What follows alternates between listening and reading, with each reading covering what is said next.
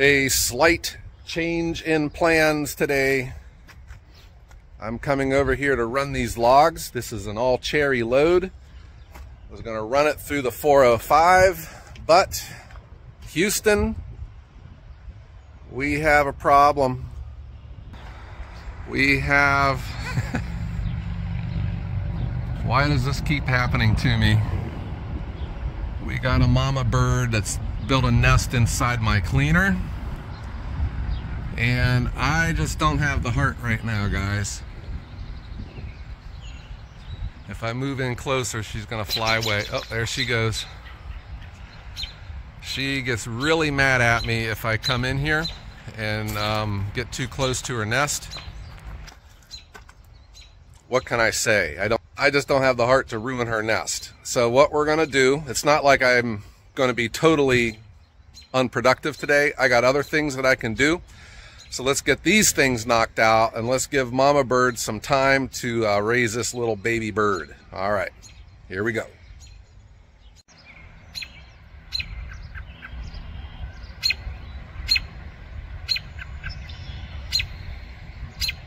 Here are some advantages though, guys, of the new wood yard. So if you recall the initial 5 loads of logs that came from Log Hauler Jesse, I have had 2 other loads come in from different drivers, and they were both delivered when I wasn't even here. Just easy for them to back in and pull out. And I had another one of these loads that came in. They were mostly cherry. I just got an abundance of cherry logs all of a sudden, because pretty much everything here is cherry. And the remainder of all of this is cherry. So I had one more cherry load, which is almost all processed. That's what the last of it is on the live deck. And then this stuff came in. This is dry. It had sat for over a year. It's got some beech. These are beech logs. Everything else, here's another cherry. A lot of maple. There are some oak in here. But these are dry. You know, they're still going to be with moisture when they get made into firewood. But be alert. Certain drivers or loggers will want to charge you extra for dry logs. They think they're worth more. Maybe they are, maybe they're not. In my case, I don't care, because these are going into a rotation and they're going to sit regardless. So I don't necessarily want to pay a premium for dry logs. What I'd also noticed too, they are a lot messier to deal with. All of this bark falls off and it gets in and around the machine. So, you know, take the good with the bad. But this was a smaller load. I got a very good deal on it. And I think the trucker was excited because it was just easy for him to pull in here, you know, our location right off the highway. I'm digging it. But here's what I'm going to get going on. We're going to get the tractor hitched up to the trailer. We're going to finish stacking the wood that's in it.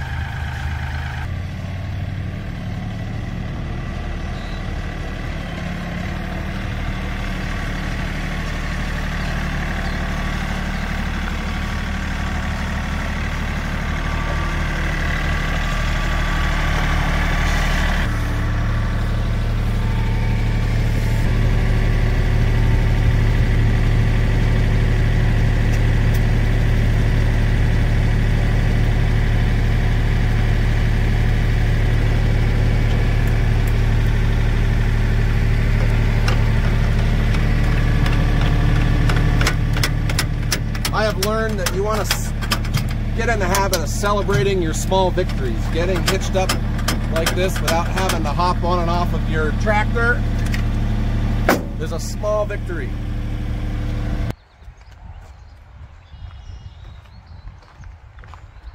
So I had made all of this wood with the axis. I did this last week when it was hot and I got sick and it sat in this for a while.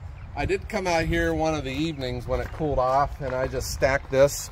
I did not have the trailer hitched up One of the things that you learn with a dump trailer is you never dump it without it being hitched up to something, because you will pop a wheelie and it gets scary. So I got the tractor hitched up to it now. We can get this up in the air.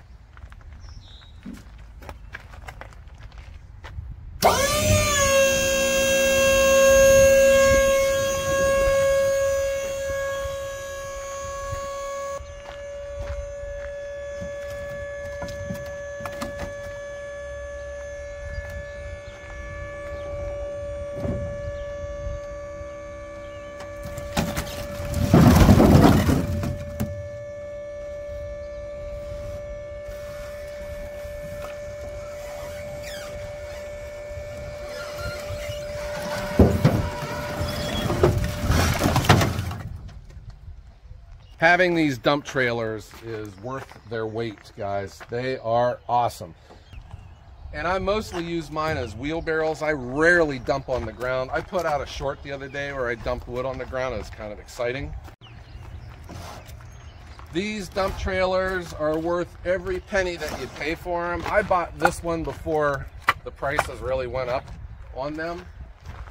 And that's when production really took off for me, and it makes us a lot better at making firewood. One of the things, our firewood never touches the ground. It gets produced right into the dump trailer and then it's stacked. But wow, have they gotten pricey.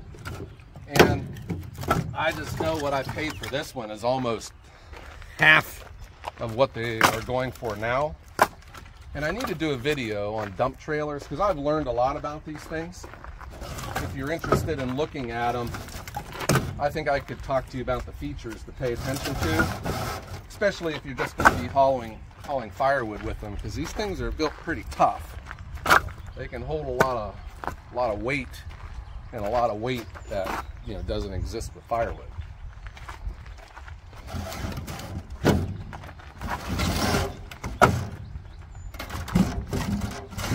As long as I've been here though, I make the wood right into the dump trailer. I then pull it around to here, and I have it, it just sits until one of my high school kids can come stack it. Today, it's during the day. I just thought I would get it knocked out myself. Things have changed up here with the baby bird.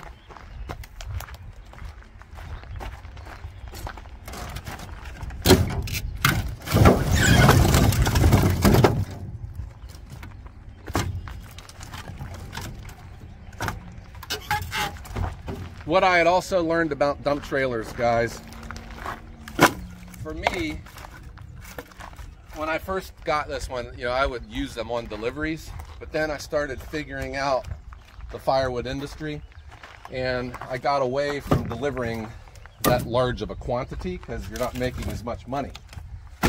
And using these for residential, it can get tough because some customers are real finicky. There's this one part of town where they got that gutter at the end of their driveway, and if you back up, the hitch will dig into the concrete, and they don't like that. And driveways are narrow, and it's just hard to get them in to where they want the wood. I think homeowners don't really consider how challenging it can be to back a trailer up into a tight spot. So I just totally got away from using my trailer on deliveries. I only use it right now for 2 customers. I have 2 restaurants that want a full quart. So that makes it within my interest to deliver that amount to them. But they also have loading docks, so it's easy to get in and out. But I solved this whole problem for residential. I just don't deliver quarts. One of my typical deliveries though is a half a cord, which fits into my half-ton truck when you neatly stack it. But even now, coming into this residential heating season this fall, I am going to try and get away from even delivering half cords, because I can make more money delivering 2 quarter cords, which both fit into my truck.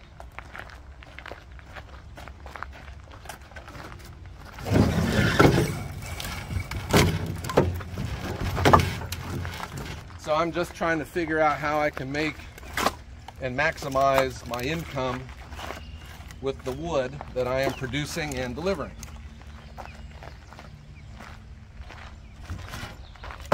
It has long been my opinion that Ohio Wood Burner is not a nonprofit organization.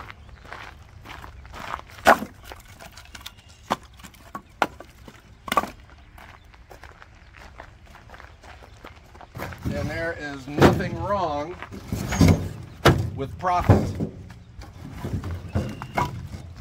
and making a living selling firewood.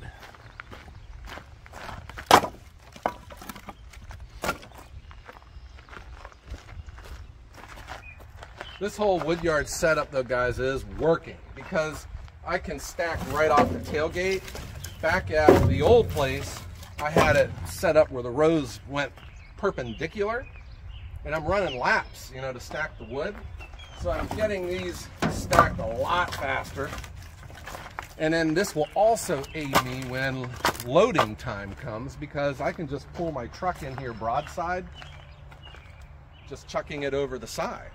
The other thing I'm trying to do is I thought about just having all of these as just rows of wood, but I don't know, just from a risk management standpoint, I just like there being a gap in here.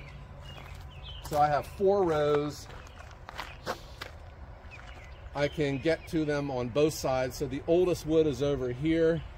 This is the most recent stuff that I produced, and I'll just keep going this way. The thought then would be when I'm starting to pull from deliveries here, I can just start filling there and coming this way again. I've always talked about the virtue of having your wood facing north and south, but north is kind of on a skew here. North is kind of like this way more, and this is close enough. I have enough space in between each row, so we're not going to get any mold. The sun's able to get in here in between and keep these faces dry. I like it. And then I also left me enough room here. If we ever do get too many logs, we can lay them off to the side. That log got delivered with that most recent load, and I asked the driver to set it off to the side. I'm just going to move that on down to the axis. It's a big, big log.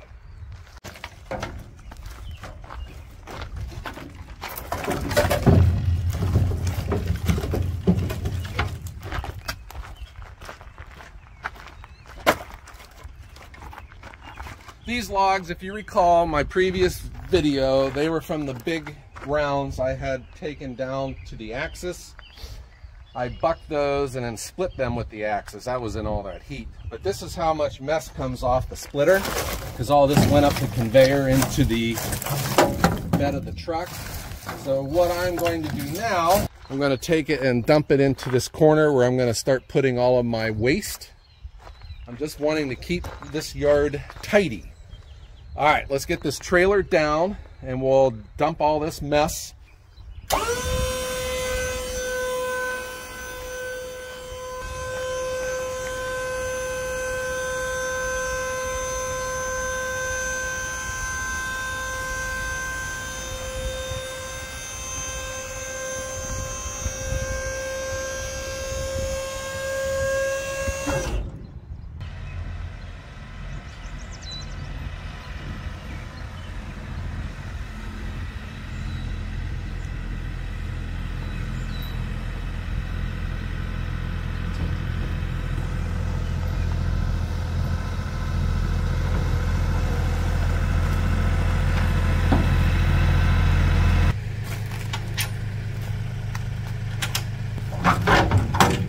Like it down in this corner. There's a lot of shade, and this is where I'm trying to figure the best place to put the axis. I think I'll eventually get everything figured out.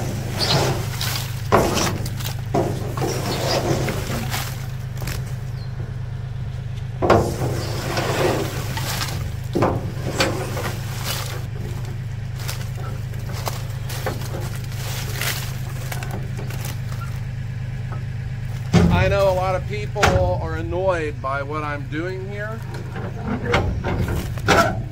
and I do believe there is an answer. I'm just not going to deal with it right now. I'm just dumping it on the ground, trying to get it out of my sight and out of mind. I'll eventually have to deal with this though.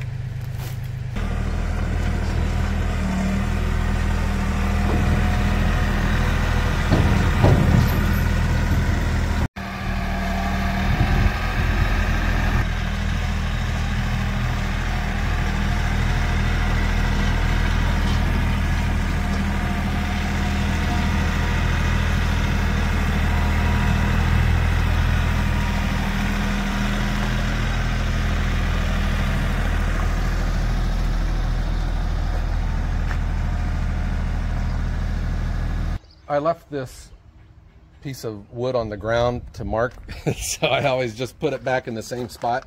I think I'm going to spray paint on the ground, just some reference marks, because that's just one extra time on and off of the tractor that you can save yourself, just trying to be efficient here. But let's get the trailer off of the hitch. So I just put the trailer here, and it stays until we fill it up.